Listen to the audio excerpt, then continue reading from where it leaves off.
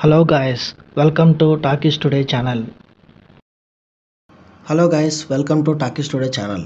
ఈరోజు మనం Kannada young hero Dhanveeran నటించిన mass action drama son of Muthanna movie review ఈ వీడియోలో డిస్కస్ చేద్దాం.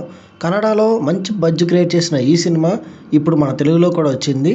తండ్రి కొడుకుల సెంటిమెంట్తో సాగే ఈ మాస్ ఎంటర్టైనర్ ఎలా ఉందనేది ఈ వీడియోలో మనం డిస్కస్ చేద్దాం. సో వీడియోలోకి వెళ్ళే ముందు మీరు మన ఛానల్ని ఫస్ట్ టైం చూస్తున్నట్టయితే ఒక లైక్ చేయండి, ఒక కామెంట్ చేయండి, అలాగే మన ఛానల్ని సబ్స్క్రైబ్ చేసుకోండి. చాలామంది మన ఛానల్ని సబ్స్క్రైబ్ చేసుకోకుండానే వీడియోస్ చూస్తున్నారు గైస్. మీరు సబ్స్క్రైబ్ చేసుకుని చూడడం వల్ల ఛానల్కి అంత ఎంకరేజ్మెంట్గా ఉంటుంది. సో సబ్స్క్రైబ్ చేసుకుని వీడియోస్ చూడండి. ఇంకా లేట్ చేయకుండా వీడియోలోకి వెళ్ళిపోదాం. Let's get started. సో స్టోరీలోకి వెళ్తే ఈ సినిమా స్టోరీ అంతా ముత్తన్న అనే ఒక గౌరవప్రదమైన వ్యక్తి అలాగే అతని కొడుకు ధన్వీరన్ చుట్టూ తిరుగుతూ ఉంటుంది. తండ్రి అంటే కొడుకుకి ప్రాణం. అయితే ఆ ఊరిలో లేదా ఆ ప్రాంతంలో ఉండే కొంతమంది దుర్మార్గుల వల్ల ముత్తన్నకి ఒక సమస్య ఎదురవుతుంది. తన తండ్రి ఆత్మగౌరవానికి దెబ్బ తగిలినప్పుడు ఒక బాధ్యత గల కొడుకుగా హీరో ఎలా స్పందించాడు? శత్రువుల నుంచి తన తండ్రిని అలాగే తన కుటుంబాన్ని కాపాడుకోవడానికి హీరో చేసే పోరాటమే ఈ సన్ ఆఫ్ ముత్తన్న. ఇందులో కేవలం యాక్షన్ మాత్రమే కాకుండా ఒక బలమైన ఫ్యామిలీ ఎమోషన్స్ కూడా ఉన్నాయి. అదే ఈ సినిమా యొక్క మెయిన్ స్టోరీ. ఈ సినిమా పాజిటివ్ పాయింట్స్ ఏంటో ఇప్పుడు చూద్దాం. ఈ సినిమా మెయిన్ పాజిటివ్ పాయింట్ వచ్చేసి హీరో ధన్వీరన్ పర్ఫార్మెన్స్ అనే చెప్పచ్చు. హీరో తన మాస్ లుక్ అలాగే బాడీ లాంగ్వేజ్తో అదరగొట్టాడు. యాక్షన్ సీక్వెన్స్లో అతని ఎనర్జీ మాస్ ఆడియన్స్కి బాగా కనెక్ట్ అవుతుంది. ఇక సినిమాకి ప్రధాన బలం తండ్రి అలాగే కొడుకు మధ్య వచ్చే ఎమోషనల్ బాండింగ్ అని చెప్పొచ్చు. వీళ్ళ మధ్య వచ్చే కొన్ని సీన్స్ ఫ్యామిలీ ఆడియన్స్కి బాగా కనెక్ట్ అవుతాయి.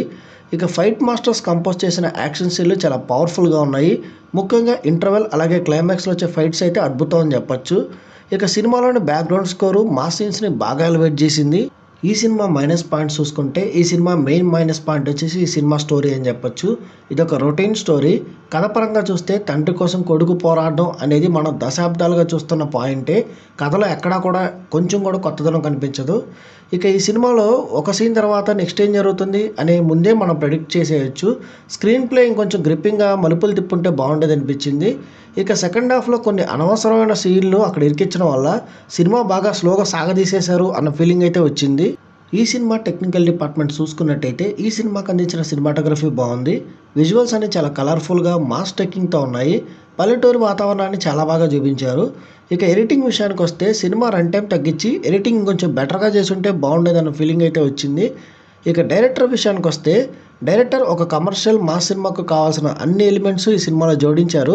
కానీ స్క్రీన్ ప్లే మీద ఆయన పూర్తిగా ఫోకస్ పెట్టలేదు. సినిమా మీద ఎక్కువ డ్యామేజ్ అక్కడే జరిగింది. ఇంకా ఓవరాల్గా చూసుకున్నట్టయితే ఈ సన్ ఆఫ్ మొత్తన్న మూవీ అనేది ఒక డీసెంట్ కమర్షియల్ మాస్ ఎంటర్టైనర్ అని చెప్పొచ్చు.